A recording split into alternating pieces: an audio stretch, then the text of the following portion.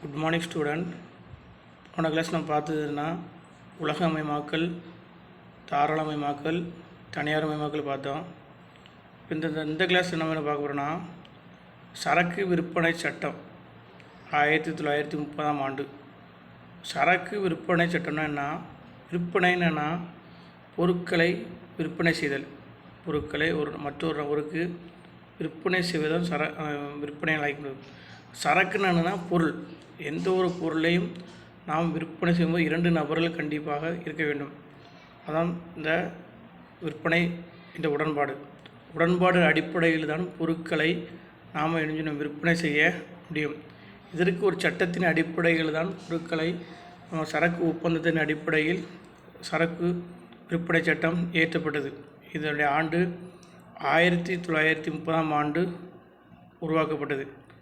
இது இந்திய ஒப்பந்த சட்டம். ஃபஸ்ட்டு என்னென்னா 1872 பிரிவு 7 உட்பிரிவுகள் தான் பாதிக்கப்பட்டு இந்திய ஒப்பந்த சட்டத்தின் கொள்கைகள் அனைத்தும் எல்லா வகை சிறப்பு ஒப்பந்தங்களுக்கும் பொருந்தும்.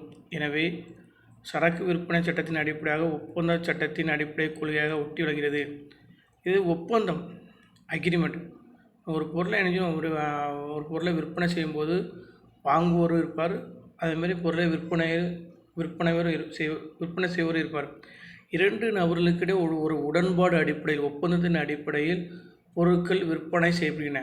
அதுக்கு மறுபயன் அடிப்படையில், கன்சிடரேஷன், மறுபயன் அடிப்படையில் அந்த பொருட்களை நாம் விற்பனை செய்கிறோம். மறுபயனா அது பொருளோட விலையின் அடிப்படையில் நம்ம அந்த பொருட்களை விற்பனை செய்யப்படுகிறோம்.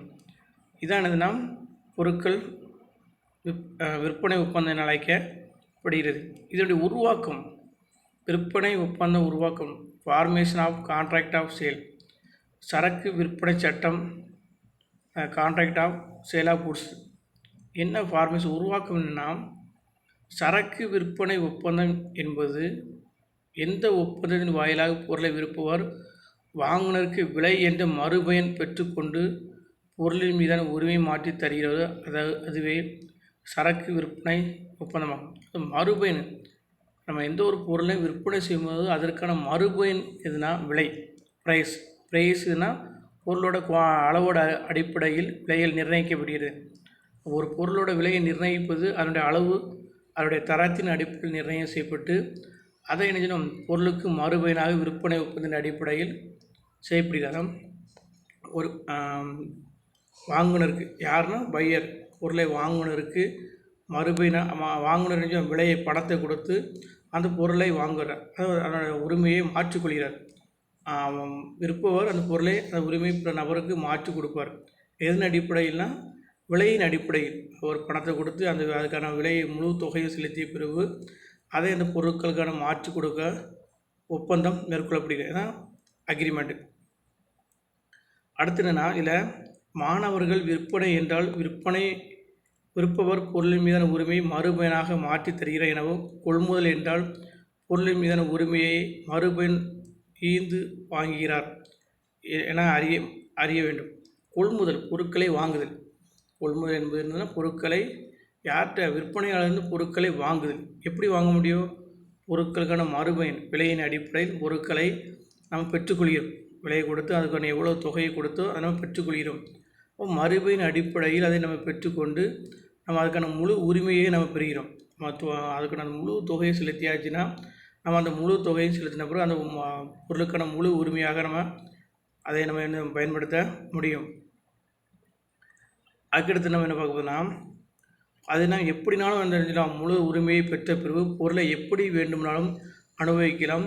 இந்த உலகத்தில் அதை அவர் எப்படி வேண்டுமானாலும் சட்ட ரீதியான நோக்கத்துக்காக பயன்படுத்தி கொள்ளலாம். அப்படின்னு பொருளுக்கான விலை நம்ம கொடுத்து அந்த பொருளை வாங்கும்போது, கொள்முதல் பர்ச்சேஸ் பண்ணும்போது நம்ம அந்த பொருளை எப்படினாலும் அதை பயன்படுத்தலாம். சட்ட ரீதியாகவும் எந்த விதத்தில் நம்ம அந்த பொருளை நமக்கு முழு உரிமை உடையதாக கருதப்படும் போது நம்ம அதை எப்படினாலும் பயன்படுத்தி கொள்ளலாம். அதானது ஏகபோக உரிமை பெறுவதின் விற்றல் என்ற சொல் பொருள் உரிமையையும் மாற்றி தரும் செயலை குறிக்கும் என்று புரிந்து கொள்ளலாம். அந்த பொருளின் விற்றல், பொருட்களை விற்றல், வாங்குதல். பொருளை வாங்குவோர், பர்ச்சேஸ் பண்ணுவார், அந்த பொருட்களை விற்கிறார். இதன் அடிப்படையில், விலையின் அடிப்படையில் பொருட்களை விற்பனை செய்கிறார். இதானது தான் formation of the contract of sale, அதாவது விற்பனை ஒப்பந்த உருவாக்கம், formation of contract of sale. அடுத்து நம்ம என்ன பார்க்க போகிறோம்னா விற்பனை சட்டத்தின் கூறுகள், essential elements of the contract of sale. ஒப்பந்தத்தின் அடிப்படையில் நம்ம எந்த ஒரு பொருளையும் விற்பனை செய்யப்படுகிறது. இதில் ஃபஸ்ட்டு என்னென்னா இரு தரப்பினர், 2 பார்ட்டிஸ், கண்டிப்பாக என்னன்னா 2 தரப்பினர்கள் கண்டிப்பாக எனது காணப்பட வேண்டும். சரக்கு விற்பனை சட்டத்தில் இரு தரப்பினர்கள் ஈடுபட்டுள்ளனர். அவர்கள் ஒருவர் வாங்குனரும் இன்னொருவர் விற்பனையாளர். அப்போ இன்னும் சரக்கு விற்பனை சட்டத்தில் விற்பனையும் போது கண்டிப்பாக 2 நபர்கள் இருக்க வேண்டும். ஒன்று வாங்குவராக இருக்கலாம், இன்னொன்று விற்பனையாளர் இருக்கலாம். அப்போ இன்னும் 2 நபர்கள் நேரடியாக கொஞ்சம் ஃபேஸ் டு ஃபேஸ் நேரடியாக பொருட்கள் அந்த நடவடிக்கைகளை ஈடுபாடுகளை ஈடுபடுத்திக் கொள்கின்றன. இது ஒரு தனிநபர் தனக்கே பொருளை எடுத்துக்கொள்வது விற்பனை என்று சொல்லாகாது. அப்போ என்னது தனிநபர் என்பது அதில் ஒரு நபர் மட்டும் அந்த விற்பனையில் அந்த பொருளை எடுத்துக்கொள்ள முடியாது. நம்ம இந்த ஒரு பொருளை வாங்கும்போது கண்டிப்பாக அது விற்பனையாளர் இருப்பார். அதான் 2 தரப்பினர்களுக்கும் இருக்க வேண்டும். அதில் குறிப்பிட்டிருக்குது. குறிப்பாக கூட்டாண்மை கலைக்கப்படும் உபரி சொத்துக்களை கூட்டாளி தங்கள் சேர வேண்டிய நிலுவைகளாக எடுத்துக்கொள்ளும்போது அந்த நடவடிக்கை விற்பனை ஆகாது. எனவே அதற்கான விற்பனை வரி கட்ட வேண்டியதில்லை. கூட்டாளி என்பது பார்ட்னர்ஷிப்பில் என்பதுனா 2 நபர்கள் சேர்ந்து தொழில்களில் ஈடுபட்டு தொழில் நடத்தி வருகின்றன. ஆனால் அதில் உள்ள பொருட்களை விற்பனை செய்வது அது விற்பனை ஒப்பந்தம் ஆகாது. அதான் இதில் குறிப்பிட்டிருக்கு. காரணம், கூட்டாளி அனைவரும் இணையான உரிமையாளர்கள். கூட்டாளி அனைவரும் என்னதுன்னா ஓனர்ஷிப், அவர்கள் உரிமையாளர். அவர்கள் எந்த ஒரு பொருளையும் விற்பனை செய்ய முடியாது. இதானது. இதில் முதல் இரு தரப்பினர்கள் விற்பனை சட்டத்தின்படி என்ன இரு தரப்பினர் 2 பார்ட்டிஸ் கண்டிப்பாக இருக்க வேண்டும். அடுத்து நம்ம என்ன பார்க்க போதுன்னா பொருட்கள் மீதான உரிமை மாற்றம், டிரான்ஸ்ஃபர் ஆஃப் த ப்ராப்பர்ட்டி. நம்ம பொருட்கள் மீதான உரிமை மாற்றம், நம்ம ஒரு பொருளை விற்பனை செய்யும் போது அந்த உரிமை பிற நபருக்கு மாற்றிக்கொள்ளப்படுகிறது. அதான் பொருட்கள் மீதான உரிமை மாற்றம். விற்பனை என்று அழைக்க விற்பவர் பொருளின் மீதான உரிமையை வாங்குனருக்கு மறுபயன் பெற்றுக்கொண்டு மாற்றி தர வேண்டும். இதில் என்ன கொடுக்குன்னா மறுபயன். இதில் மறுபயன் எதை குறிப்பிடுதுன்னா விலை. மறுபயன் எதை குறிக்குன்னா பொருளோட விலையை குறிக்கிறது. அப்போ நம்ம ஒரு பொருளை வாங்கும்போது நம்ம விற்பனையாளர்கிட்ட எதன் அடிப்படையில் பொருளை வாங்குதோம்? விலையின் அடிப்படையில் அந்த பொருட்களை வாங்குதோம். அதை வாங்கின பிறகு தான் அந்த பொருளின் முழு உரிமையை நம்ம என்ன பெற முடியும். இதில் குறிப்பிட்டிருக்கு. பொருளின் உடைமையை மாற்றி தரும் என்ற செயல் விற்பனை ஆகாது. உடைமைனா அந்த பொருளை படத்தின் அடிப்படையில் உரிமையை மாற்றிக்கொண்டால் மட்டும்தான் அது விற்பனை என்று அழைக்கப்படுகிறது. அப்போ உரிமை மாற்றம் 2வதாக காணப்படுகிறது. 3வது என்ன? சரக்கு. பொருள், குட்ஸ். சரக்கு என்ற சொல் பணம், அசையா சொத்து மற்றும் உரிமை கோருவர் சரக்கில் அடங்காது. அசையா சொத்து இதில் இருந்து சரக்கு என்று சொல்ல முடியாது. அசையும் சொத்து தான் இதிலிருந்து சரக்கு என்று சொல்லப்படுகிறது. இல்லை, சரக்கு என்ற சொல் அசையா சொத்து என்று மற்றும் உரிமை கோர போன்றவற்றை அடங்காது. மேலும் சரக்கு அனைத்தும் அசையும் சொத்துக்களான பங்குகள், பயிர்கள் மற்றும் கண்ணுக்கு புலனான இனங்கள், நற்பெயர், காப்புரிமை, பதிப்புரிமை, வணிக குறிகள், வியாபார சூத்திரங்கள் போன்றவை அடங்கும். சரக்கு என்று சொல்வது அசையும் சொத்துக்கள்.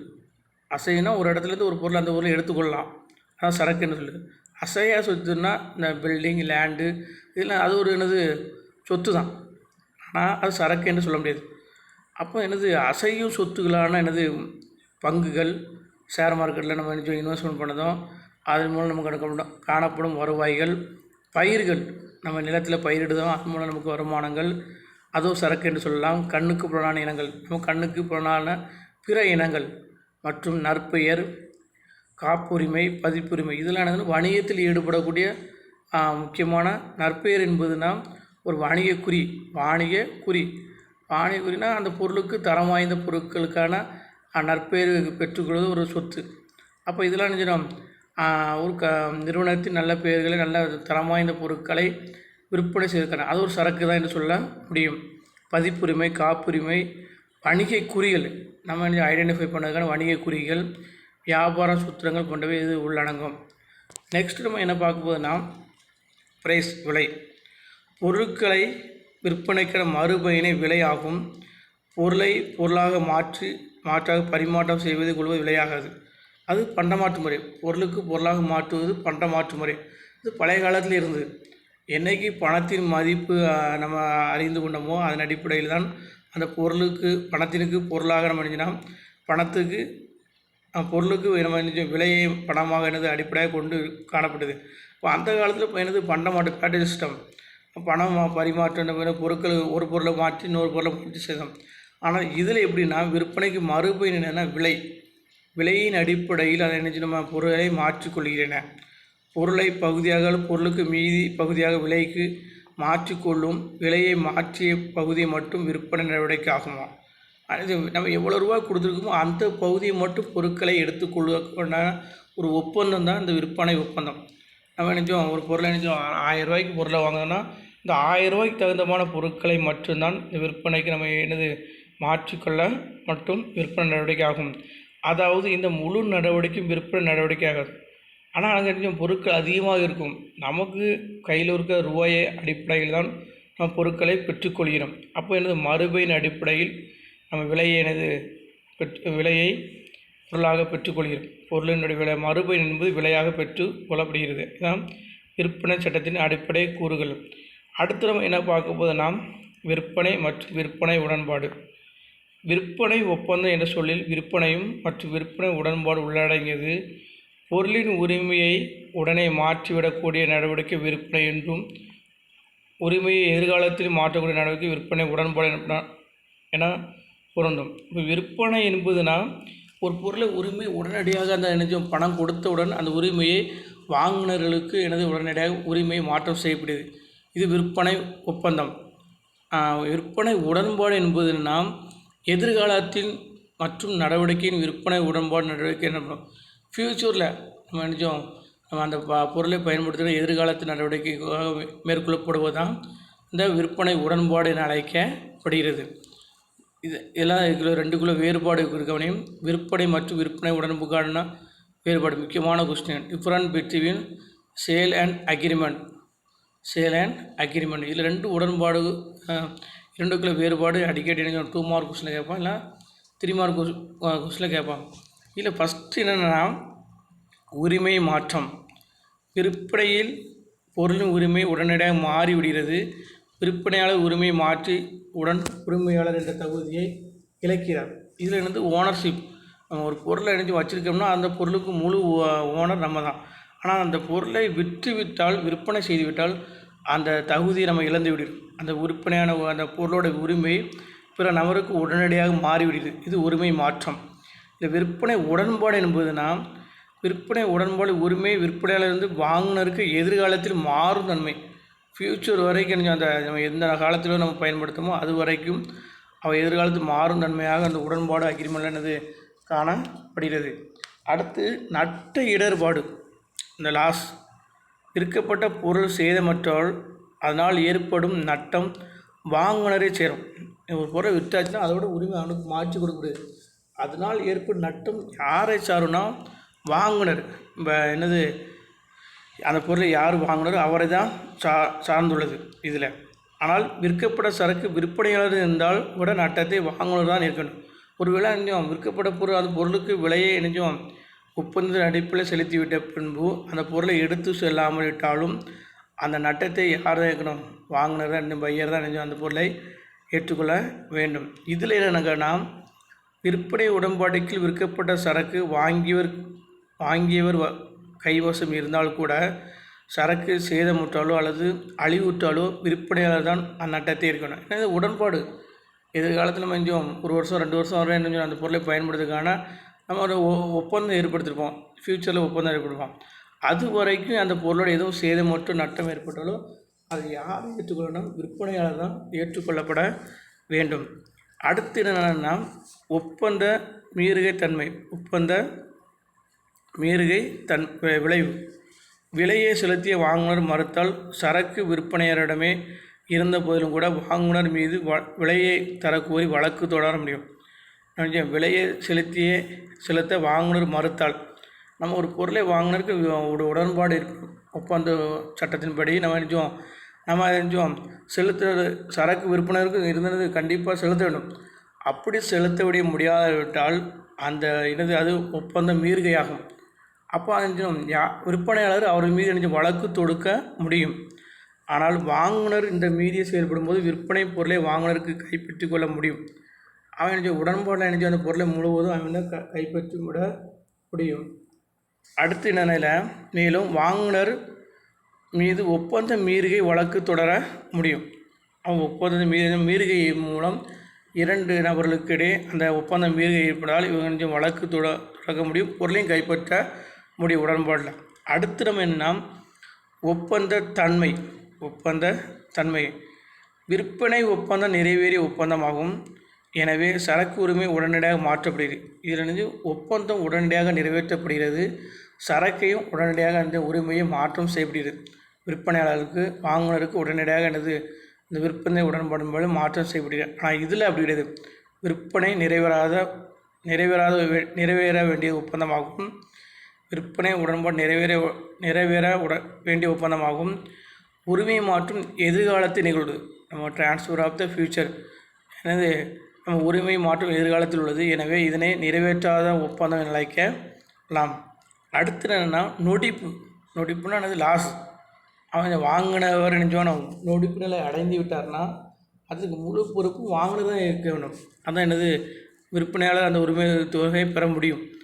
விற்பனை ஒப்பந்தத்தில் வாங்குனர் விலை செலுத்த முன்னரே நொடிப்பு நிலை அடைந்து விடேன் விற்பனை செய்த சரக்கு விற்பவரிடம் கைவசம் இருந்தாலும் விற்பவர் அச்சரக்கினை கலைப்பு அதிகாரம் ஒப்படைக்க வேண்டும். அந்த விலைக்கான விகிதாச்சாரப்படி தொகையை மட்டும் பெற விற்பனையாளருக்கு உரிமை உண்டு.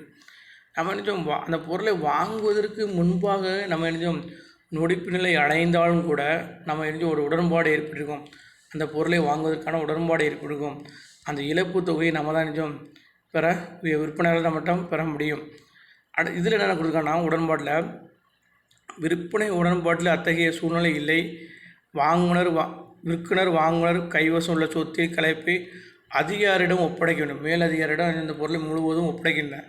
ஆனால் அவன் லாஸ் ஏற்பட்டால் அந்த லாஸுக்கு 2 பேரும் இந்த வாங்குனரும் விற்குனரும் தன் சொத்தை கலைப்பை மேலதிகாரி ஒப்படைக்க வேண்டியது இல்லை. இக்காரணத்தால் அச்சரக்கின் மீதான உரிமை இன்னொருக்கு வாங்குனருக்கு மாற்றப்படவில்லை. அப்போ உடன்பாடு அத்தகைய சூழ்நிலை இல்லை. விற்குனரும் வாங்குனரும் கைவசம் உள்ள சொத்தின் கலைப்பு. அப்போ இதில் உரிமை மாற்றம் இன்னொருனருக்கு வாங்குனருக்கு வழங்கப்பட முடியவில்லை. அடுத்து என்னென்னா, விற்பனையாளருடைய நொடிப்பு. விற்ற சரக்கு வாங்குனரும் வசம் ஒப்படைக்கும் முன்னரே விற்குனர் நொடிப்பு நிலை அடைந்து விட்டாலும் வாங்குனர் கலைப்பு அதிகாரம் என்று அச்சொத்தை பெற்றுக்கொள்ள உரிமை உள்ளது. காரணம், சொத்தின் மீதான உரிமை வாங்குனருக்கு முன்னரே மாற்றிவிட்டது. அச்சரக்கு விற்றவருக்கு சொந்தமில்லை. அந்த பொருளை விற்றவருக்கு சொந்தமில்லை, அது வாங்குனருக்கு தான் அந்த பொருளுக்கு சொந்தம். என்ன யாருங்க ஒப்பந்தம் ஈடுபடும் போது அதை முழுவதும் அந்த உரிமையை தன் வசம் ஒப்படைக்கப்படுகிறது. விற்பனையாளருடைய நொடிப்பு நிலை அது விற்பனையாளருடைய நொடிப்பு நிலையாக காணப்படுகிறது. இதில் என்னென்னா, விற்பனை உடன்பாட்டில் வாங்குனர் அப்படி செய்ய முடியாது. வாங்கியவர் பணமோ அல்லது முன்பணமோ செலுத்தியிருந்தால் கூட கலைப்பு அதிகாரம் விகிதாச்சார தொகையை பெற உரிமை மட்டும் உண்டு. இந்த விகிதாச்சார அடிப்படை பொருளுக்கான எவ்வளோ தொகை இருக்கோ அந்த தொகையை மட்டும் பெற முடியும். அதான் இந்த இதனுடைய வேறுபாடு. விற்பனை உடன்பாடுக்கான வேறுபாடு. கிட்டத்தட்ட 6 பாயிண்ட் இருக்குது. 3 மார்க் கொஸ்டினில் கேட்டால் 3 பாயிண்ட் எழுதணும், 2 மார்க் கொஸ்டினில் கேட்டால் 2 பாயிண்ட்டு எழுதணும். அடுத்து நம்ம இதில் என்ன பார்க்க போகிறோம்னா, சரக்கின் வகைகள், டைப்ஸ் ஆஃப் த குட்ஸ். சரக்கு என்ற சொல் எல்லா வகையும் அசையும் சொத்துக்கள், பணம், வழக்கு தொடரத்தக்க உரிமைகள், அசையா சொத்து, நிலை வைப்பு பங்காதாய நிலுவை, ஆயுள் காப்பீட்டு திட்டாவணம், நிலுவை, வாடகை, கடன் வசூலித்த தொடர்ந்த வழக்கு உரிமை போன்றவை சரக்கு என்ற சொல்லில் அடங்காது. சரக்கு என்னென்னா, டைப்ஸ் ஆஃப் குட்ஸ், பங்குகள், பங்கு தொகுப்புகள், முதிர்ந்த பயிர், புல், நிலத்தின் கூடிய அறுவடை செய்த தாவரங்கள், நற்பெயர், பதிப்புரிமை, காப்பிரைட்ஸ், ட்ரேட்மார்க், வணிக குறிகள், காப்புரிமை, வாயு பொருட்கள், மின்சக்தி போன்றவை சரக்கு என்று சொல்லி அடங்கும். இதில் சரக்கு என்பது நாம் 3 வகையாக பிரிக்கின்றன. இருக்கின்ற சரக்கு, வரும் நிகழ்வுசார் சரக்கு, எதிர்கால சரக்கு என 3 வகையான சரக்குகள் காணப்படுகின்றன. இதில் நம்ம என்னென்னா இருக்கின்ற சரக்கு என்பது ஒப்பிய சரக்கு, உறுதி செய்யப்பட்ட சரக்கு, உறுதி செய்யப்படாத சரக்கு என அழைக்கப்படுகிறது. இப்போ இதில் என்னென்னா ஃபஸ்ட்டுனா இருக்கின்ற சரக்கு எக்ஸைடிங் குட்ஸ் ஒப்பந்தம் செய்யும்போது விற்பனையால் கைவசம் உள்ள சரக்கு இருக்கின்ற சரக்கு. நம்ம ஒப்பந்தம் செய்யும்போது நம்ம கைவசம் ஸ்டாக் இருக்கணும். நம்ம ஒரு பொருளை விற்பனை செய்யும்போது பொருள் இல்லைன்னா அந்த பொருளை விற்பனை செய்ய முடியாது. அப்போ என்ன நம்ம என்னது இதில் இருக்கின்ற சரக்குன்னா நம்ம கையில் இருக்கணும். விற்பனையாளர்கிட்ட அந்த பொருட்கள் கைவசம் இருக்க வேண்டும். அதான் இல்லை இருக்கின்ற சரக்கு. விற்பனை செய்ய முகவரின் வசம் ஒப்படைக்கப்பட்ட சரக்கு அனைத்தும் அடமானம் பெற்று விற்கும் அடமான சொத்து இருக்கின்ற சரக்கு பொருளின் உள்ளடக்கம் பெறும்.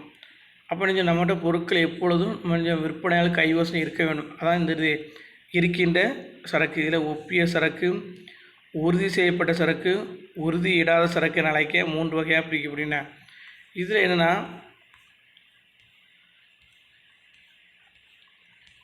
ஃபஸ்ட்டு என்னென்னா இருக்கின்ற சரக்கில் என்னென்னா ஒப்பிய சரக்கு ஸ்பெசிஃபைட் குட்ஸு.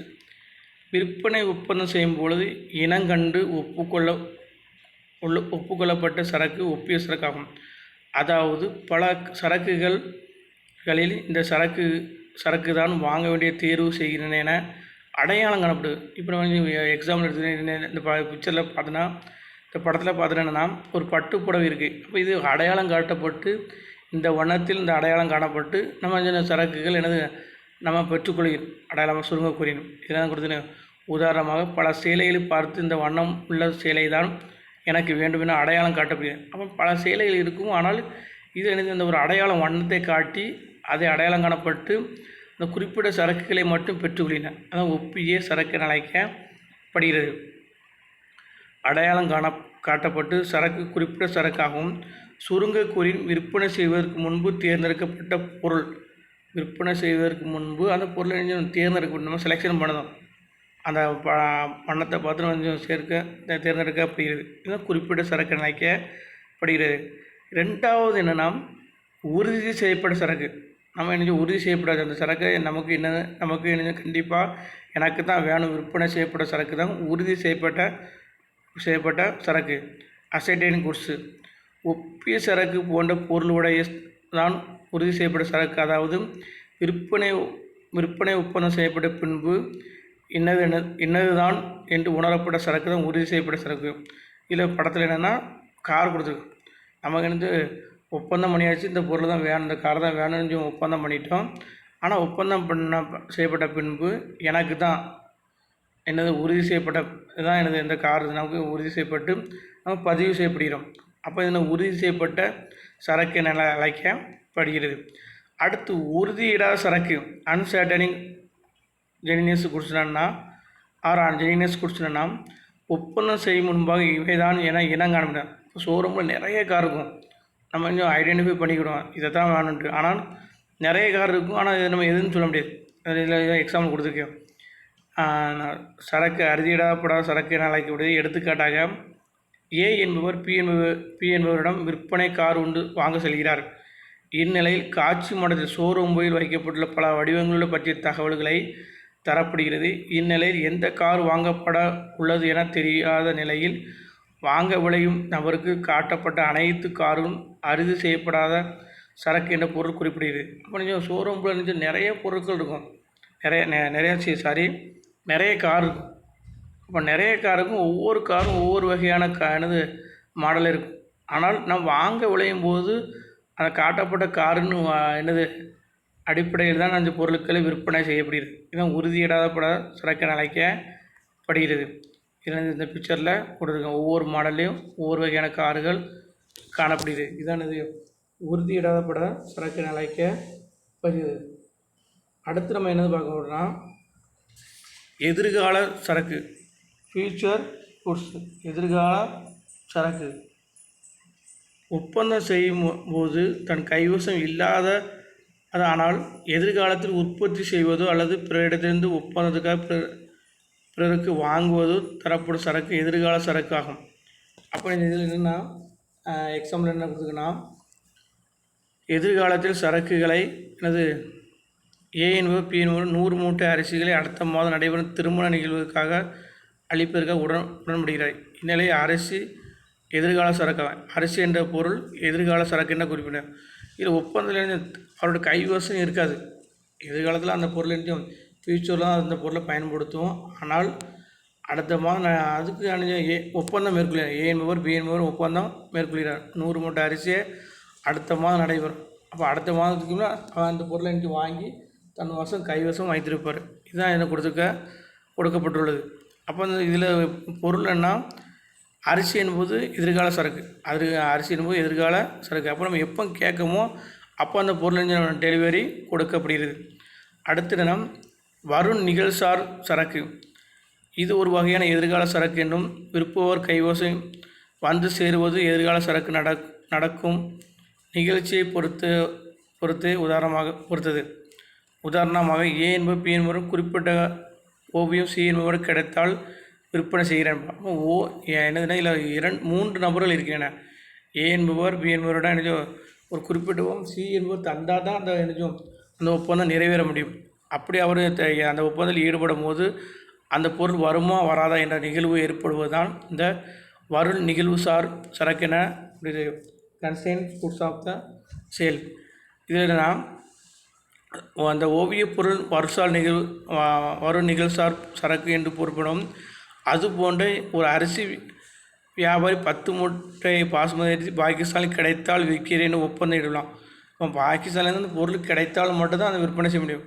பொருளை கிடைத்தாலும் கிடைக்கலாம், கிடைக்காமலும் போகலாம். அப்போ அந்த பொருள் கிடைக்குமோ கிடைக்காதோ கையில் வந்த பிறகு அந்த பொருள் விற்பனை ஒப்பந்தம் ஈடுபட முடியும். அதுவும் வரும் நிகழ்சார் சரக்கு அழைக்கப்படுகிறது. அடுத்து நம்ம இதில் என்ன கொடுத்தோம், பாசுமதி அரிசி வாங்குகிற ஆணைகள். நிச்சயமற்ற சூழ்நிலை அதில் பாசுமதி அரிசி பெற்றுக்கொண்டது விற்பனை செயல்படுத்தும் தன்மை கொண்டது. அதுதான் என்னது கொடுத்துருக்கு. அடுத்து நம்ம என்னென்னா உரிமை மாற்றம், டிரான்ஸ்ஃபர் ஆஃப் த ஓனர்ஷிப்.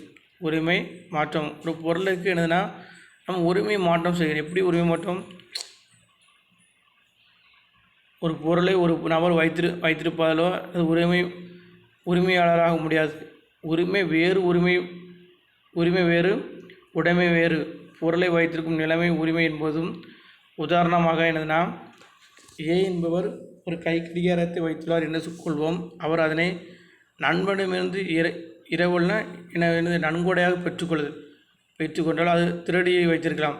ஆனால் கீழே கண்டு எடுத்துக்கலாம். மேற்கூறிய அனைத்து நிகழ்வுகளும் ஏ என்பவர் நபரை உரிமையாளர் என்ற நிலைக்கு வரவழைக்காது. அப்படின்னு நம்ம ஒரு கடிகாரத்தை அந்த ஏ என்பவர் ஒரு கடிகாரத்தை வைத்துள்ளார், அதனை அது நண்பன் இரவலாக பெற்றுக்கொள்ளலாம், இல்லை திருடி வைத்திருக்கலாம். அப்போ அது உரிமை மாற்றம் செய்ய முடியாது. அதான் டிரான்ஸ்ஃபர் ஆஃப் த ஓனர்ஷிப். இது என்னதுன்னா அப்போ என்ற நிலை ஈட்டுகிறார். இந்நிலையில் பொருளின் மீதான உரிமை மாறும்போது காலத்தை பற்றி விவாதிப்போம். பொருளின் முன்பு விளக்கியபடி பிரித்து தனித்தனியாக ஆய்வோம். அப்போ என்னன்னா பொருளை உரிமை மாற்றம், ஒரு பொருளுக்கான விற்பனை ஒப்பந்தத்தின்படி பொருளுக்கான விலையை நாம் செலுத்திய பின்பு தான் அந்த பொருளுக்கான முழு உரிமையும் பெற்றுக்கொள்ள முடியும். இதை நம்ம நெக்ஸ்ட் கிளாஸில் பார்ப்போம். அந்த கிளாஸில் பார்த்தது என்ன, ஃபஸ்ட்டு சரக்கு விற்பனை ஒப்பந்த சட்டம் பார்த்தோம். அடுத்து என்ன பார்த்தோம், formation of the contract of sale, விற்பனை ஒப்பந்த உருவாக்கம் பார்த்தோம். அதுக்கடுத்து விற்பனை சட்டத்தின் அடிப்படை கூறுகள், இது முக்கியமான கொஸ்டின். விற்பனை சட்டத்தின் அடிப்படையான கூறுகள் என்னதுன்னா, இருதரப்பினர்கள், பொருட்கள் மீதான உரிமை மாற்றம், சரக்கு பொருள் விலை, விற்பனை மற்றும் விற்பனை உடன்பாடு பார்த்தோம். அதுக்கு அடுத்து நம்ம என்ன பார்த்தோம்னா விற்பனை மற்றும் விற்பனை உடன்பாடுக்கான வேறுபாடு பார்த்தோம். அடுத்து நம்ம தான் சரக்கின் வகைகள் பார்த்தோம். இருக்கின்ற சரக்கு, வரும் நிகழ்வார் சார் சரக்கு, எதிர்கால சரக்கு ஃப்யூச்சர் குட்ஸ் பார்த்தோம். அடுத்த கிளாஸில் நம்ம என்ன பார்க்க போகிறோன்னா உரிமை மாற்றம், அதை பற்றி நம்ம அடுத்த கிளாஸில் பார்க்க போகிறோம். தேங்க்யூ.